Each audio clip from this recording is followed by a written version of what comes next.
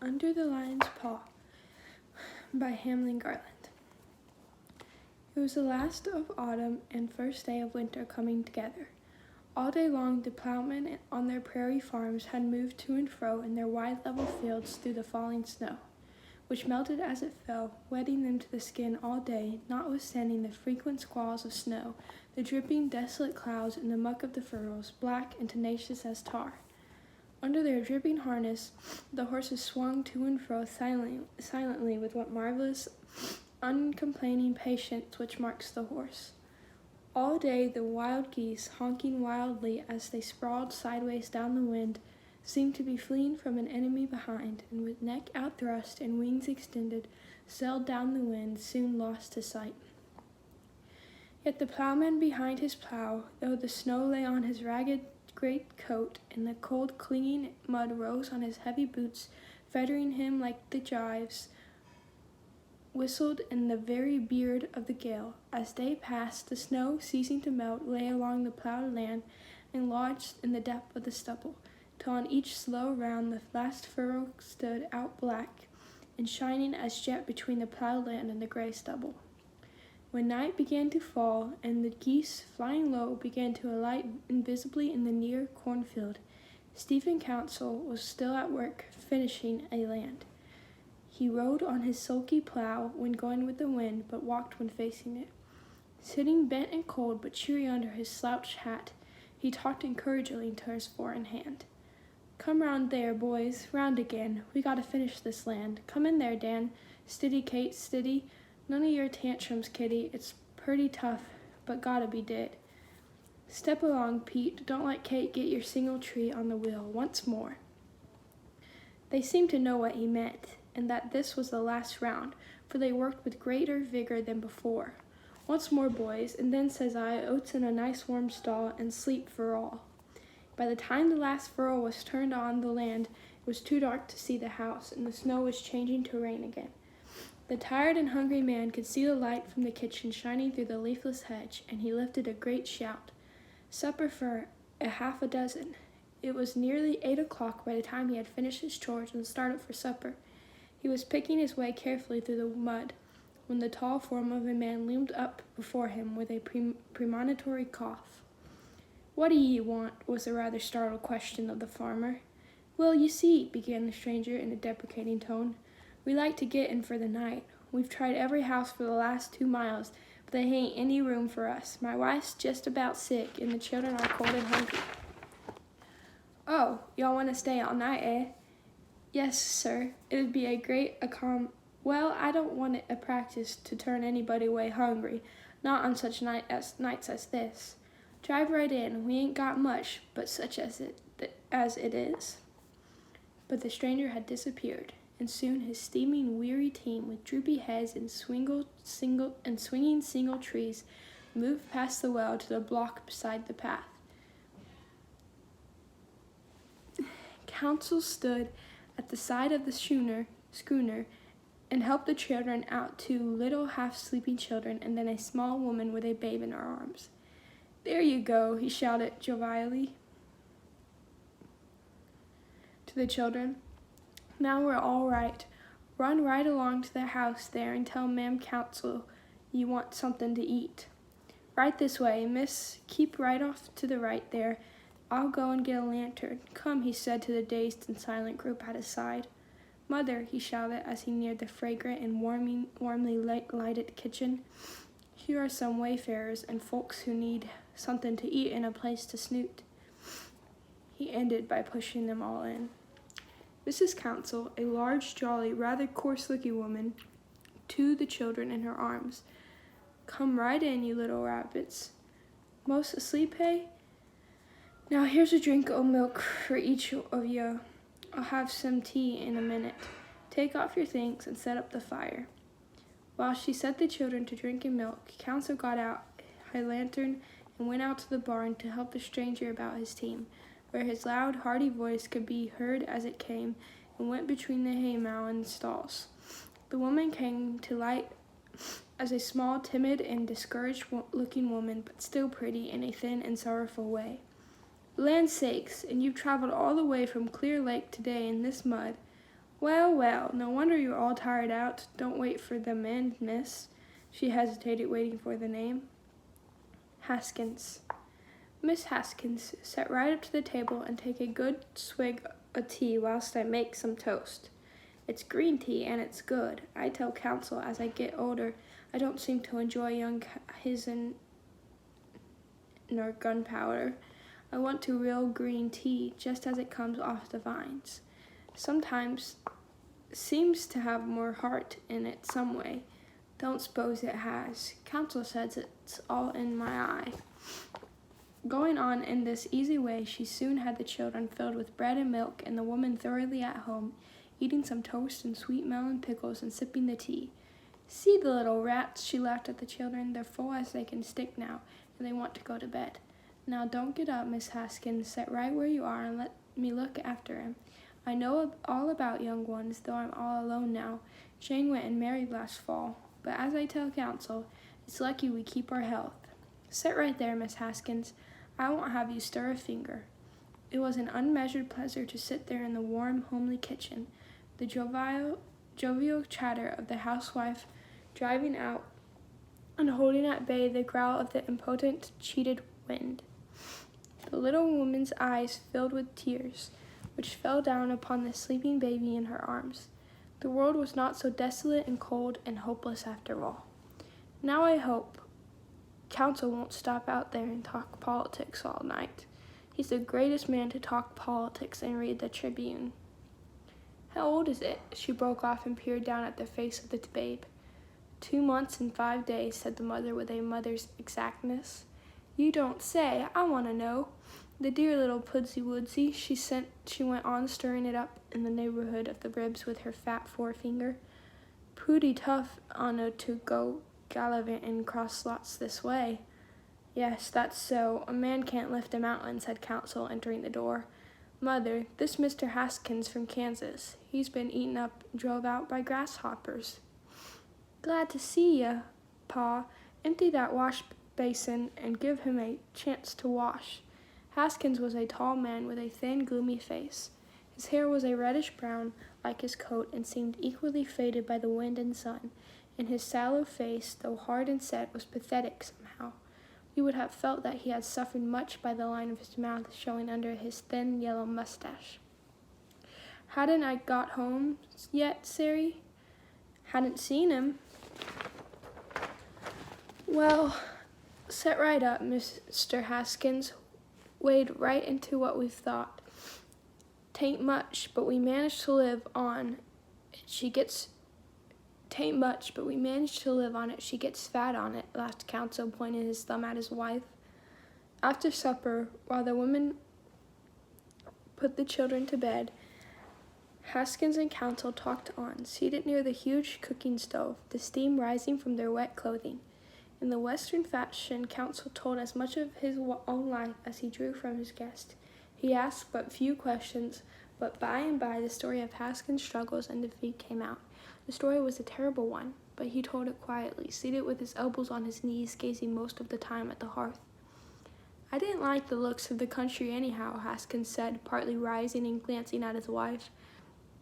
I wasn't used to northern Ingani, where we have lots of timber and lots of rain, and I didn't like the looks of that dry prairie. What galled me the worst was going so far away across so much fine land, laying all through there vacant. And the hoppers eat ye 4 years hand running, did they? Eat! They wiped us out. They chawed everything that was green. They just sat around waiting for us to die and eat us too. My goodness, I used to dream of 'em sitting round on the bedpost 6 feet long, working their jaws. They eat the 4 candles. They got worse and worse till they just rolled on one another, piled up like snow in winter. Well, it ain't no use. If I was talking all winter, I couldn't tell nothing. But all the while I couldn't help thinking of all that land back here that nobody was using, that I ought to have had 'stead of being out there in that cussed country. Well, why didn't you stop and settle here? Asked Ike, who had come in and was eating his supper. For the simple reason that you fellers want $10 or $15 an acre for the bare land, and I hain't no money for that kind of thing. Yes, I do my own work, Mrs. Council was heard to say in the pause which followed. I'm a-getting pretty heavy to be on my legs all day, but we can't afford to hire, so I keep racking around somehow, like a foundered horse. So lame, I tell Council he can to tell how lame I am, for I'm just as lame in one leg as the other. And the good soul laughed at the joke on herself as she took a handful of flour and dusted the biscuit board to keep the dough from sticking. Well, I ain't never been very strong, said Miss Haskins. Our folks was Canadians and small-boned, and since my last child I hain't got up any again fairly. I don't like to complain. Tim has about all he can bear now, but they was days this week when I just wanted to lay down and die. Well, now, I'll tell you, said Council from his side of the stove, silencing everybody with his good-natured roar. I'll go down and see Butler anyway, if I was you. I guess he'd let you have his place pretty cheap. The farm's all run down. He's teen anxious and let somebody next year. It'd be a good chance for ye. Anyhow, you go to bed and sleep like a babe. I got some plowing to do. Anyhow, and we'll see if something can be done about your case. Ike, you go out and see if the horses is all right, and I'll show the folks to bed. When the tired husband and wife were laying under the generous quilts of the spare bed, Haskins listened a moment to the wind in the eaves, and they said, with a slow and solemn tone, there are people in this world who are good enough to be angels, and only have to die to be angels. Jim Butler was one of those men called in the West land poor. Early in the history of Rock River, he had come into the town and started in the grocery business in a small way, occupying a small building in a mean part of the town. At this period of his life, he earned all he had got, and was up early and late sorting beans, working over butter, and carting his goods to and from the station. But a change came over him at the end of the second year, when he sold a lot of land for 4 times what he paid for it. From that time forward, he believed in land speculation as the surest way of getting rich. Every cent he could save or spare from his trade he put into a land at forced sale or mortgages on land, which were just as good as the wheat. He was accustomed to say, farm after farm fell into his hands until he was recognized as one of the leading landowners of the country. His mortgages were scattered all over Cedar County, and as they slowly but surely fell in, he sought usually to retain the former owner as tenant. He was not ready to foreclose. Indeed, he had the name of being one of the easiest men in the town. He let the debtor off again and again, extending the time whenever possible. I don't want your land, he said. All I'm after is the interest on my money, that's all. Now, if you want to stay on the farm, why, I'll give ye a good chance. I can't have the land laying vacant, and in many cases the owner remained as tenant. In the meantime, he had sold his store. He couldn't spend time in it. He was mainly occupied now with sitting around town on rainy days, smoking and gassing with the boys, or in riding to and from his farms. In fishing time, he fished a good deal. Doc Grims, Ben Ashley, and Cal Cheatham were his cronies on these fishing excursions or hunting trips in the time of chickens or partridges. In winter, they went to North Wisconsin to shoot deer. In spite of all these signs of easy life, Butler persisted in saying he hadn't enough money to pay taxes on his land, and was careful to convey the impression that he was poor in spite of his 20 farms. At one time he said to be worth $50,000, but land had been a little slow of sale at late, so that he was not worth so much. A fine farm, known as the Higley Place, had fallen into his hands in the usual way the previous year, and he had not been able to find a tenant for it. Poor Higley, after working himself nearly to death on it in the attempt to lift the mortgage, had gone off to Dakota, leaving the farm and his curse to Butler. This was the farm which Council advised Haskins to apply for. The next day, Council hitched up his team and drove down to see Butler. You just let me do the talking, he said. We'll find him wearing out his pants on some salt barrel somewheres, and if he thought you wanted a place, he'd sock it to you hot and heavy. You just keep quiet, I'll fix him." Butler was seated in Ben Ashley's store, telling fish yarns when Council sauntered in casually. "Hello, but lying again, hey?" "Hello, Steve. How goes it?" "Oh, so. Too clang much rain these days. I thought it was going to freeze up for good last night. Tight squeak if I get in plowing done. How's farming with you these days?" "Bad. Plowing ain't half done." "It'd be a religious idea for you to go out and take a hand yourself," said Council. "I don't have to," said Butler with a wink. "Got anybody on the Higley place?" asked Council. "No? Know of anybody?" "Well, no, not exactly. I've got a relation back to Michigan who's been hot and cold on the idea of coming west for some time. Might come if he could get a good layout. What do you talk on the farm?" asked Council. "Well, I don't know. I'll rent it on shares or I'll rent it money rent." "Well, how much money, say?" asked Council. "Well, say 10% on the price, $2.50. "Well, that ain't bad. Wait on it until it thrashes?" asked Council. Haskins listened eagerly to this important question, but Council was coolly eating a dried apple which he had speared out of a barrel with his knife. Butler studied him carefully. "Well, knocks me out of $25 interest," said Butler. "My relation'll need all he's gotten to get his crops in," said Council in the same indifferent way. "Well, all right. Say wait," concluded Butler. "All right, this is the man, Haskins. This is Mr. Butler, no relation to Ben, the hardest working man in Cedar County." On the way home, Haskins said, "I ain't much better off. I like that farm. It's a good farm, but it's all run down, and so am I. I could make a good farm off of it if I had half a show, but I can't stock it, nor seed it." "Well, now, don't worry," roared Council in his ear. "We'll pull you through somehow till next harvest. He's agreed to hire it plowed, and you can earn $100 plowing, and you can get the seed on me and pay me back when you can." Haskins was silent with emotion, but at last he said, "I ain't got nothing to live on." "Now, don't worry about that. You just make your headquarters at old Steve Counson's. Mother'll take a pile of comfort in having your wife and children round.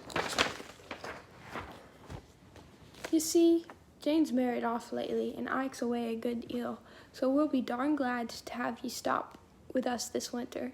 Next spring we'll see if we can't get a start again." And he chirruped to the team, which sprang forward with a rumbling, clattered wagon. "Say, looky here, Council, you can't do this. I never saw," shouted Haskins in his neighbor's ear. Council moved about uneasily in his seat and stopped his stammering gratitude by saying, "Hold on now, don't make such a fuss over a little thing. When I see a man down and things all on top of him, I just like to kick him off and help him up. That's the kind of religion I got, and it's about the only kind." They rode the rest of the way home in silence, and when the red light of the lamp shone out into the darkness of the cold and windy night, and he thought of his refuge for his children and wife, Haskins could have put his arm around the neck of his burly companion and squeezed him like a lover, but he contented himself with saying, "Steve Council, you get your pay for this some day." "Don't want any pay. My religion ain't run on such business principles." The wind was growing colder, and the ground was covered with a white frost. As they turned into the gate of the Council farm, and the children came rushing out, shouting, "Papa's come!" they hardly looked like the children who had sat at the table the night before. Their torpidity under the influence of sunshine and Mother Council had given way to a sort of spasmodic cheerfulness, as insects in winter revive when laid on the hearth. Haskins worked like a fiend, and his wife, like the heroic woman she was, bore also the uncomplaining, the most terrible burdens. They rose early and toiled without intermission till the darkness fell on the plain, then tumbled into bed, every bone and muscle aching with fatigue, to rise with the sun next morning for the same round of the same ferocity of labor. The eldest boy drove a team all through the spring, plowing and seeding, milked the cows, and did chores innumerable, in most ways taking the place of a man. An infinitely pathetic but common figure, this boy on the American farm, where there is no law against child labor. To see him in his coarse clothing, his huge boots, and his ragged cap, as he staggered with a pail of water from the well, or trudged in the cold and cheerless dawn out into the frosty field behind his team, gave the city-bred visitor a sharp pang of sympathetic pain. Yet Haskins loved his boy, and would have saved him from this if he could, but he could not. By June the first year, the result of such Herculean toil began to show on the farm. The yard was cleaned up and sown to grass, the garden plowed and planted, and the house mended. Council had given them 4 of his cows. "Take 'em and run 'em on shares. I don't want to milk so many. Ike's away so much now. Saturdays and Sundays I can't stand the bother anyhow." Other men, seeing the confidence of Council in the newcomer, had sold him tools on time, and as he was really an able farmer, he soon had round him many evidences of his care and thrift. At the advice of Council, he had taken the farm for 3 years, with the privileges of re-renting or buying at the end of the term. "It's a good bargain, and you won't nail it," said Council. "If you have any kind of a crop, you can pay your debts and keep seed and bread." The new hope, which now sprang up in the heart of Haskins and his wife, grew almost as a pain by the time the wide field of wheat began to wave and rustle and swirl in the winds of July. Day after day he would snatch a few moments after supper to go and look at it. "Have you seen the wheat today, Nettie?" he asked one night as he rose from supper. "No, Tim, I ain't had time." "Well, take him now. Let's go look at it." She threw an old hat on her head, Tommy's hat, and looking almost pretty in her thin, sad way, went out with her husband to the hedge. "Ain't it grand, Nettie? Just look at it." It was grand, level russet here and there, heavy-headed, wide as a lake, and full of multitudinous whispers and gleams of wealth. It stretched away before the gazers like the fabled field of the cloth of gold. "Oh, I hope we'll have a good crop, Tim, and oh, how good the people have been to us." "Yes, I don't know where we'd be today if it hadn't been for Council and his wife." "They're the best people in the world," said the little woman with a great sob of gratitude. "We'll be in the field on Monday, sure," said Haskins, gripping the rail and the fences as if already at the work of the harvest. The harvest came, boundless, glorious, but the wind came and blew it into tangles, and the rain mudded it here and there close to the ground, increasing the work of gathering in threefold. Oh, how they toiled in those glorious days, clothing dripped with sweat, arms aching, filled with beers, fingers raw and bleeding, backs broken with the weight of heavy bundles. Haskins and his man toiled on. Tommy drove the harvest, while his father and a hired man bound on the machine. In this way they cut 10 acres every day, and almost every night after supper, when the hand went to bed, Haskins returned to the field, shocking the bound grain in the light of the moon. Many a night he worked till his anxious wife came out at 10 o'clock to call him to rest and lunch. At the same time, she cooked for the men, took care of the children, washed and ironed, milked the cows at night, made the butter, and sometimes fed the horses and watered them while her husband kept at the shocking.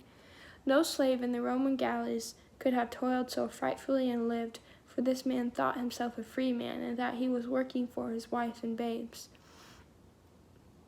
When he sank into his bed with a deep groan of relief, too tired to change his grimy, dripping clothing, he felt that he was getting nearer and nearer to a home of his own and pushing the wolf of want a little farther from his door. There is no despair so deep as the despair of a homeless man or woman. To roam the roads of the country or the streets of the city, to feel there is no rood of ground on which the feet can rest. To halt weary and hungry outside lighted windows and hear laughter and song within. These are the hungers and rebellions that drive men to crime and women to shame. It was the memory of this homelessness and the fear of its coming again that spurred Timothy Haskins and Nettie, his wife, to such ferocious labor during that first year. Yes, Yes, first rate," said Butler, as his eye took in the neat garden, the pig pen, and the well-filled barnyard. "You're getting quite a shock around ye. Done well, eh?" Haskins was showing Butler around the place. He had not seen it for a year, having spent the year in Washington and Boston with Ashley, his brother-in-law, who had been elected to Congress. "Yes, I've laid out a good deal of money during this last 3 years. I paid out $300 for fencing." I see, said Butler while Haskins went on. "The kitchen there cost $200. The barn ain't cost much in money, but I've put a lot of time on it. I've dug a new well, and Yes, I see. You've done well. Stock worth $1,000, said Butler, picking his teeth with a straw. "About that," said Haskins modestly. "We begin to feel if we was getting a home for ourselves, but we've worked hard. I tell you we begin to feel it, Mr. Butler, and we're going to begin to ease up pretty soon. We've been kind of planning a trip back to her folks after the fall plowing's done." "Exactly," said Butler, who was evidently thinking of something else. "I suppose you kind of calculated on staying here 3 years more?" "Well, yes. Fact is, I think I can buy the farm this fall, if you'll give me a reasonable show." What do you call a reasonable show?" asked Butler. "Well, say a quarter down in 3 years' time." Butler looked at the huge stacks of wheat, which filled the yard, over which the chickens were fluttering and crawling, catching grasshoppers, and out of which the crickets were singing innumerably. He smiled in a peculiar way as he said, "Oh, I won't be hard on you, but what did you expect to pay for the place?" "Why, about what you offered it before, $2,500 or possibly $3,000, he added quickly as he saw the owner shake his head. "This farm is worth $5,500, said Butler in a careless and decided tone. "What?" almost shrieked the astounded Haskins. "What's that, 5,000? Why, that's double what you offered it for 3 years ago." "Of course, and it's worth it. It was all run down then, now it's in good shape. You've laid out $1,500 in improvements, according to your own story." "But you had nothing to do about that. It's my work and my money." "You bet it was, but it's my land." "But what's to pay me for all my—" Ain't you had the use of him?" interrupted Butler, smiling calmly into his face. Haskins was like a man struck on the head with a sandbag. He couldn't think. He stammered as he tried to say, "But I never get the use you'd robbed me. More'n that, you agreed you promised that I could buy or rent at the end of 3 years at—" "That's all right," interrupted Butler, "but I didn't say I'd let you carry off the improvements, nor that I'd go on renting the farm at $250. The land is doubled in value. It don't matter how. It don't enter into the question, and now you can pay me $500 a year rent, or take it on your own terms at $5,500, or get out." He was turning away when Haskins, the sweat pouring from his face, fronted him, saying again, "But you've done nothing to make it so. You hadn't added a cent. I put it all there myself, expecting to buy. I worked and sweat to improve it. I was working for myself and Babes. Well, why didn't you buy when I offered to sell? What you kicking about?" "I'm kicking about paying you twice for my own things, my own fences, my own kitchen, my own garden." Butler laughed. "You're too green to eat, young feller. Your improvements, the law will sing another tune." "But I trusted your word." "Never trust anybody, my friend. Besides, I didn't promise not to do this thing. Why, man, don't look at me like that. Don't take me for a thief. It's the law, the regular thing. Everybody does it." "I don't care if they do it. It's stealing just the same. You take $3,000 of my money, the work of my hands and my wife's." He broke down at this point. He was not a strong man mentally. He could face hardships, ceaseless toil, but he could not face the cold and sneering face of Butler.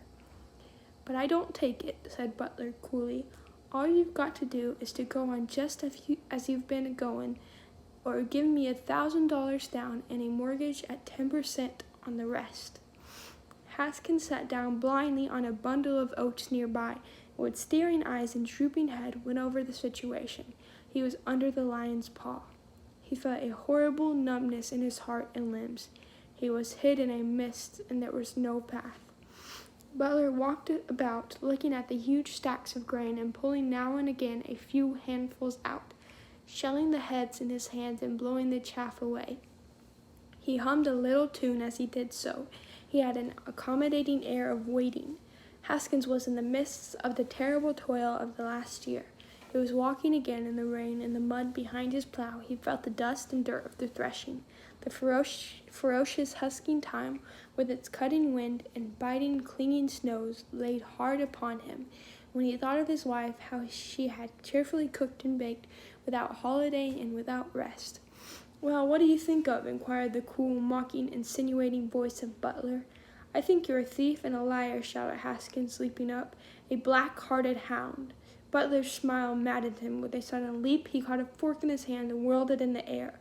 "You'll never rob another man, damn ye!" He grated his teeth, a look of pitiless ferocity in his accusing eyes. Butler shrank and quivered, expecting the blow, stood, held hypnotized by the eyes of the man he had a moment before despised, a man transformed into an avenging demon. But in the deadly hush between the lift of the weapon and its fall, there came a gush of faint, childish laughter, and then across the range of his vision, far away and dim, he saw the sun-bright head of his baby girl, as with the pretty, tottering run of a 2-year-old, she moved across the grass of the dooryard. His hands relaxed, the fork fell to the ground, his head lowered. "Make out your deed and mortgage, and get off my land, and don't ye never cross my line again. If ye do, I'll kill ye." Butler backed away from the man in wild haste, and climbing into his buggy with trembling limbs, drove off down the road, leaving Haskins seated dumbly on the sunny pile of sheaves, his head sunk into his hands.